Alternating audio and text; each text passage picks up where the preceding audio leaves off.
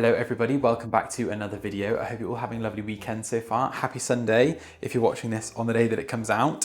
This week I'm feeling quite festive. I'm actually starting to get into the swing of Christmas, and I think this week's video is going to be a continuation on last week's video. We've got a few more decorations to pop up around the house. I've actually ordered some. If you follow me on Instagram, you will know my plan for the outside of the house, but I've ordered lots of outdoor lights that I'm hoping to put up in this video.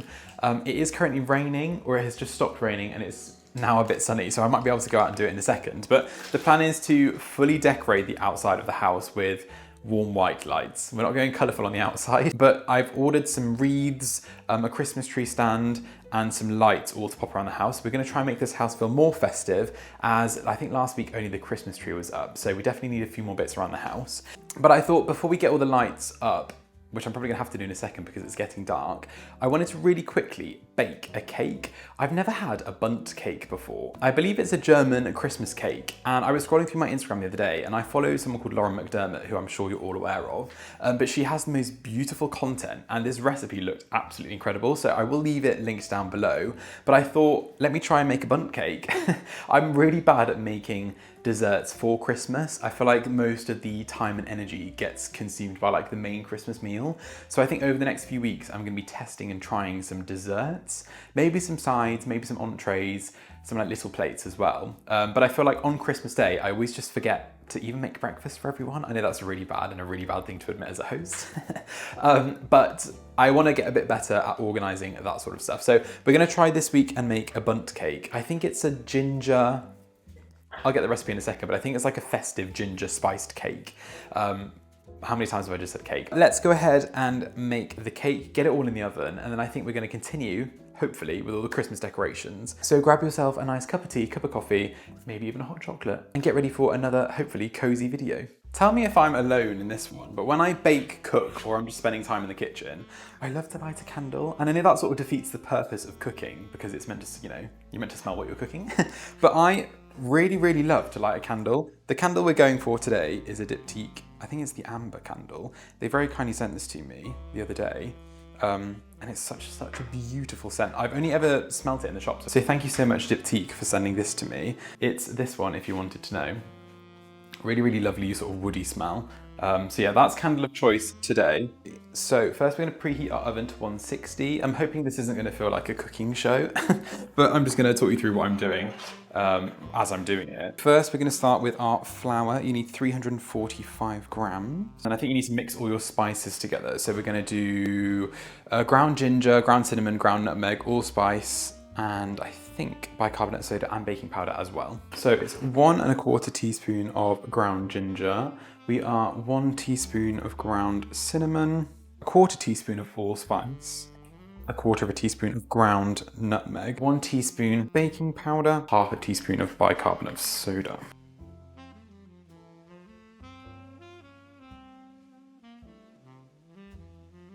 Then we're also just going to do the zest of 1 orange. Then next we just need to brown some butter. So I'm going to use unsalted butter for this. And for this we're going to need 225 grams.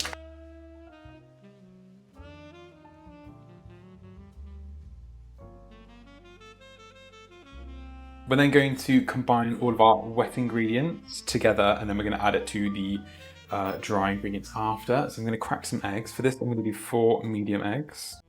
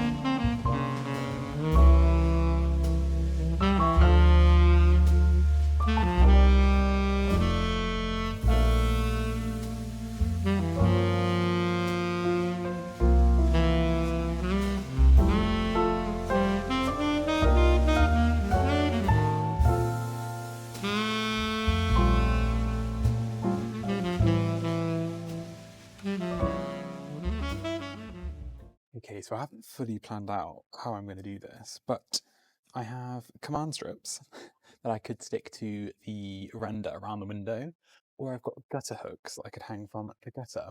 Not too sure which method we're going to try, but I think I'm going to try the command hooks first, because I don't want them, well, they're too long for just the gutter. So let's see how this goes.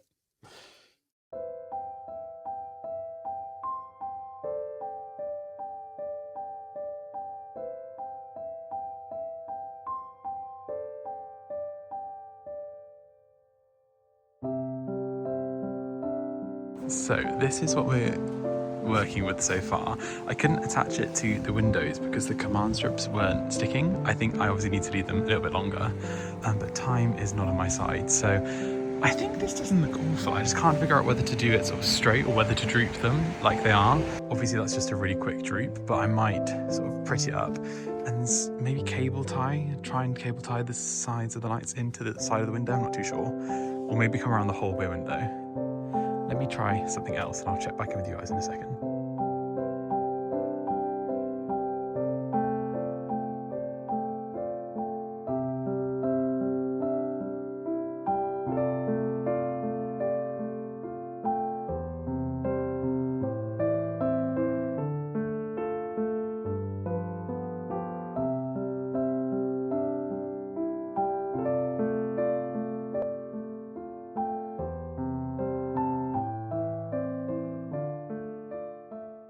So that's our bundt cake out of the oven. It looks surprisingly less bundt than I thought it would.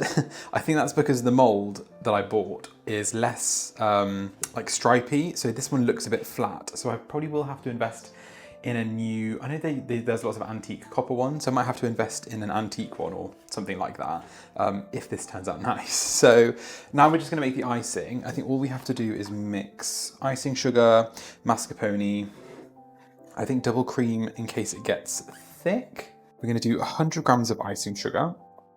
And then we're going to do 200 grams of mascarpone.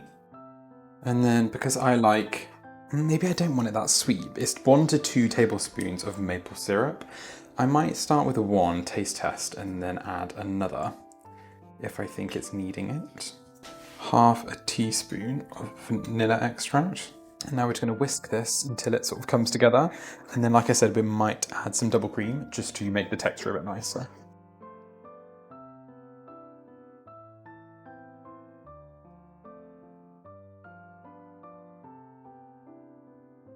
I think this might be the consistency we're going for. So it's slightly thick, but it's still relatively runny. I think this is the consistency. So we're going to give this a go. This is normally where I ruin. Oh, that's really nice. But yeah, I always ruin the cake when I come to the icing part. So what we're going to do now is basically just pour this over. I kind of think it needs to be a little bit runnier. Let's add a bit more cream.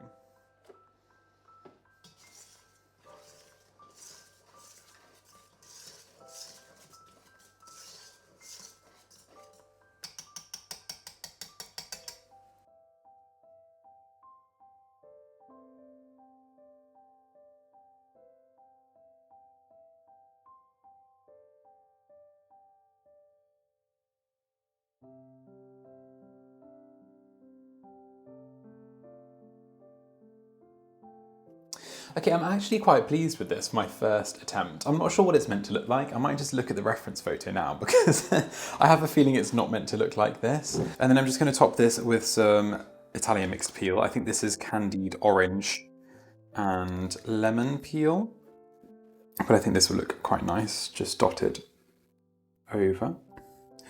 And then I think Lauren actually used some rosemary sprigs.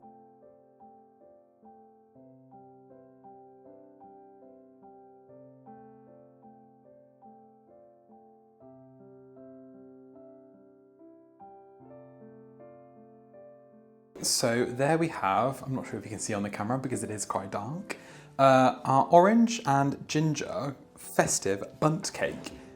I will leave it linked down below, as I mentioned, but the most important thing is, does it taste nice? Usually when I make a cake, I normally make a mistake. I don't think I've made a mistake. Someone let me know if I've done something wrong. A very good consistency. Right now for the taste test. My verdict is really, really delicious. Not sure if everyone would like that at Christmas because it is very, I don't know, maybe they would actually. It's very festive. It literally tastes like a Christmas cake. Okay, so great news. Chad said that he liked the cake. So if Chad likes it, then most people should like it. So this is definitely a cake to give it a try before Christmas. If you want to test yourself, if you want to test your baking skills, highly recommend. I will leave it linked below as I mentioned. I'm probably going to finish off this cake and then get to editing this video. But hopefully you've enjoyed, sorry, I'm just eating this as I'm talking. Hopefully you've enjoyed this week's video. I appreciate it might be slightly shorter than usual, but I apologize for that because this week has been very busy for me. So next week I will try and make a longer video. I know some of you like it when I alternate them. Sometimes an hour is a bit too long for most people. So I think the sweet spot, is anywhere between like 25 to 35 minutes. But again, I might do a longer one next week just in case anyone is missing me for an hour. I doubt there's that many people that are. And lastly, please don't forget to hit that subscribe button. It really does help me out. Thank you for watching. I shall see you next week for another video. Have a lovely weekend and I shall see you very soon. Good morning, everyone. I thought I was going to end the video last night, but I actually decided to pick up the camera today and try to vlog my day because I've got two really exciting things that are happening. And I'm going to try and squeeze it into this video instead of leaving it till next week to make this one a little bit longer. But this morning, I'm actually heading on all the way over to Wimbledon, which if you know London very well, is the complete opposite side from East London. So I'm having to leave my house very early this morning to get to the Neptune store in Wimbledon. Neptune are actually unveiling their new kitchen selection. I believe they're launching their new kitchen called the Borough Kitchen. I think it's solid oak like cabinetry, and it looks really, really lovely. So I'm really interested to learn more about that and hear from the team, which should be quite exciting. And then this evening I have an event with Molton Brown. It's their Christmas event. So again, really, really exciting. And I think we're going to go to see the ballet after. I've never been to a ballet, but I've been told it's at the Royal Opera House and I think it's Perspectives. So again, should be really exciting. But I do need to get going. So I will try and vlog as much as possible and let's go and enjoy another day in London.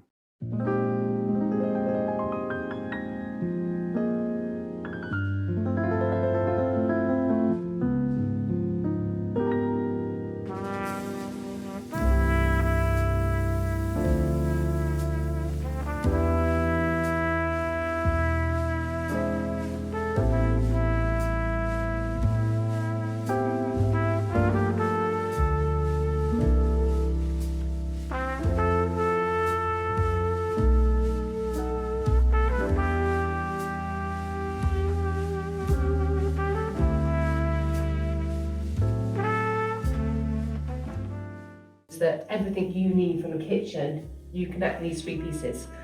So it's sort of really prioritising flexibility and a slightly more informal approach than some of our other kitchens and traditional kitchens.